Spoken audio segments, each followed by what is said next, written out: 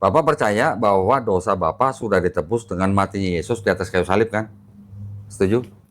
Ya kalau kepercayaan saya bukan hanya dosa saya, semua manusia itu yang Enggak, saya nggak bicara manusia lain. Saya Ya. bicara Bapak. Oke, iya percaya. Bapak percaya dosa Bapak Ya. sudah ditebus dengan matinya Yesus di atas kayu salib. Iya. Yang menyalib Yesus siapa, Pak? Ya Romawi, Tentara Romawi. Disuruh siapa? orang Yahudi. Pilatus. Oh iya, rajanya iya, tapi itu kan gubernur. Yahudi yang maunya Ya. dia kan gitu. Gubernur Pilatus, Pak ya? Ya. Please pay attention this. Yeah. Oke. So, tentara Romawi, the Roman soldier, Yeah. crucify Jesus because Pilate ordered them. Yeah. Gubernur Pilatus dituntut oleh imam-imam Yahudi, Pak. Imam Yahudi bisa dapat Yesus dari siapa, Pak? Ya dari ini tentara inilah. Bukan. Maksudnya? Siapa? Yudas Iskariot. Ya itu oke, ya. Oke. Terus? Please open KJV John 13 verse 2. Okay. Nah, Mereka sedang makan bersama dan iblis telah membisikkan rencana dalam hati Yudas Iskariot, anak Simon, untuk Mengkhianati. mengkhianati. Iya. Oke. So Judas give Jesus to the Pharisee because the iblis atau the demon Yeah. how to say, whispering to him. Pertanyaan saya, Pak, tentara Romawi, Pilatus, imam Yahudi, Yudas Iskariot, dan iblis yang sudah menyalib Yesus, buat Bapak berjasa atau enggak lima-limanya nih, Pak? Enggak. Kenapa? Enggak. Loh, memang Kalau iblis tidak membisiki Yudas, bakal ada penyalipan nggak, Pak? ya itu kita belum tahu. Terus? Nah, jadi poinnya adalah, kalau Bapak punya keyakinan bahwa dosa Bapak sudah ditebus dengan matinya Yesus di atas kayu salib, berarti Bapak harus bilang bahwa lima-limanya ini berjasa buat Bapak. Enggak, saya nggak mengakui itu.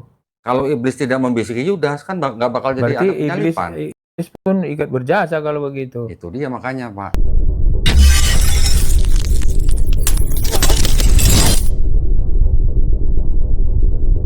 Halo teman-teman, berjumpa lagi dengan saya Brother Phil.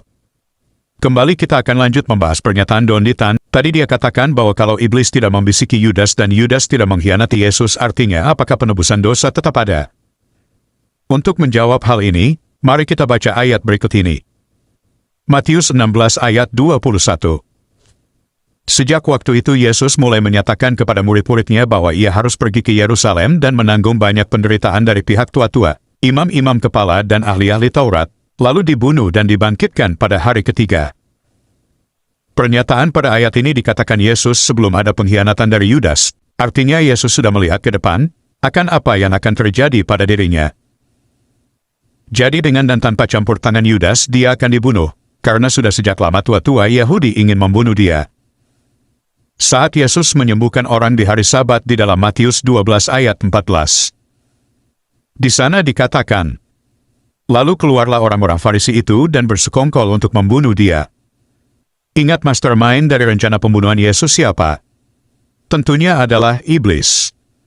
Jadi orang Farisi, ahli Taurat, pemerintah Roma dan Yudas adalah alat dari iblis. Seperti yang kita baca dalam Yohanes 8 ayat 44. Iblislah yang menjadi bapamu dan kamu ingin melakukan keinginan-keinginan bapamu.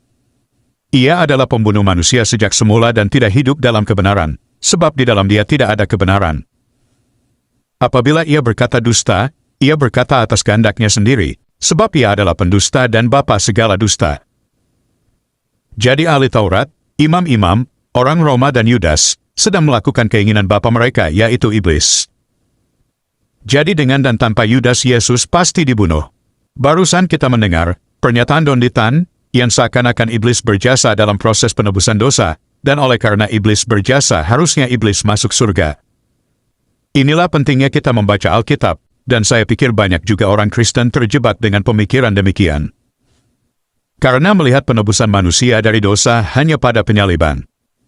Harusnya kita melihat keseluruhan hidup Yesus, bukan hanya disalib.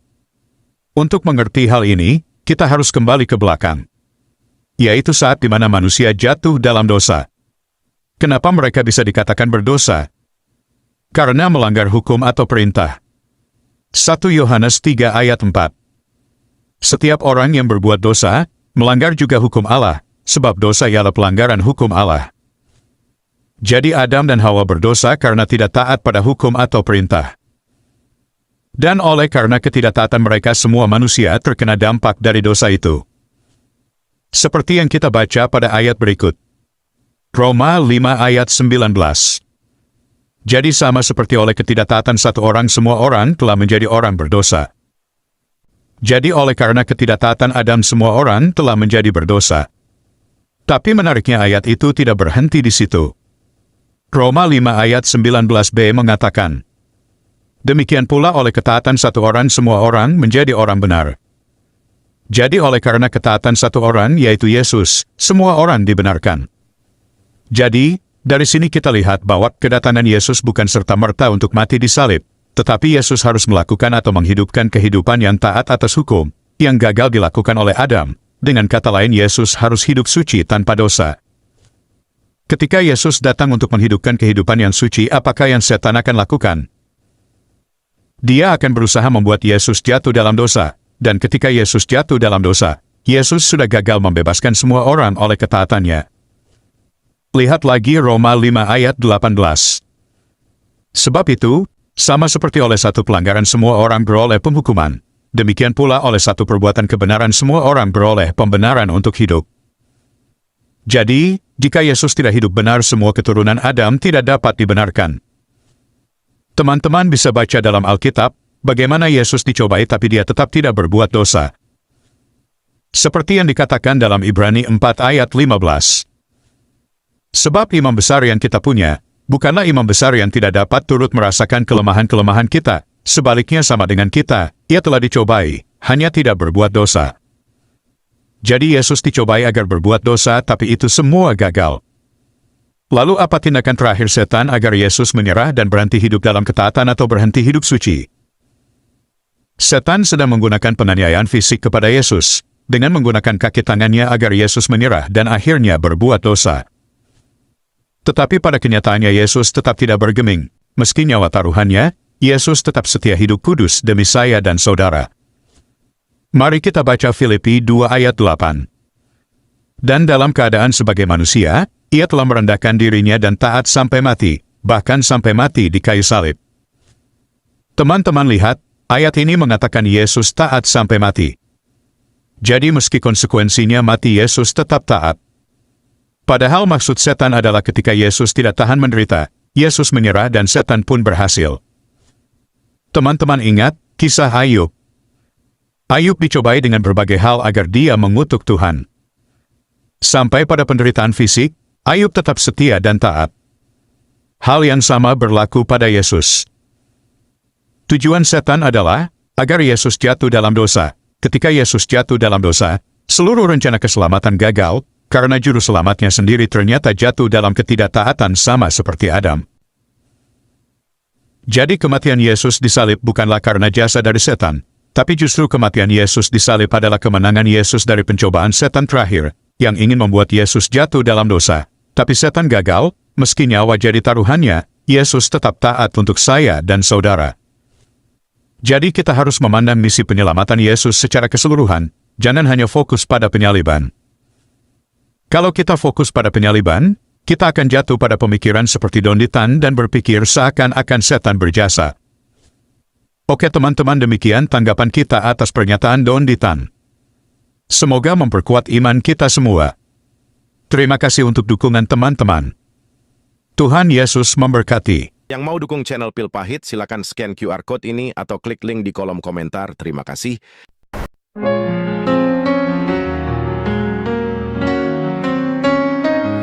Janganlah hendaknya kamu khawatir tentang apapun juga. Nyatakanlah dalam segala hal keinginanmu kepada Tuhan dalam doa dan permohonan dengan ucapan syukur. Segala perkara dapat kita tanggung di dalam Dia yang memberi kita kekuatan. Bersukacitalah senantiasa dalam Tuhan, Sekali lagi ku katakan bersukacitalah.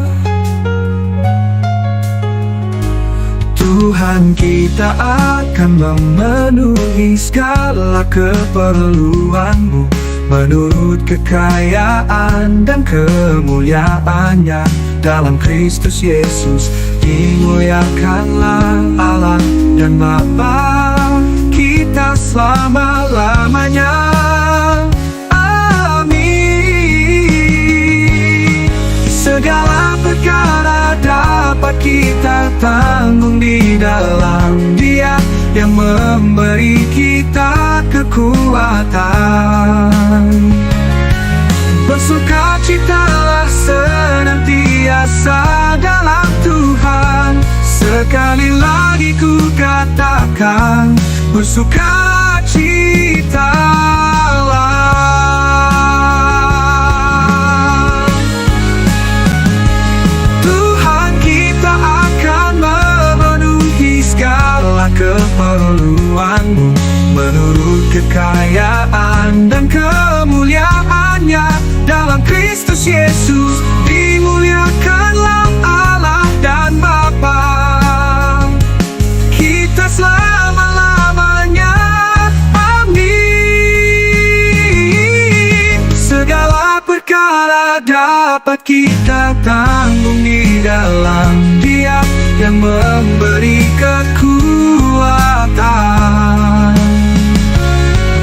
Bersukacitalah senantiasa dalam Tuhan. Sekali lagi ku katakan bersuka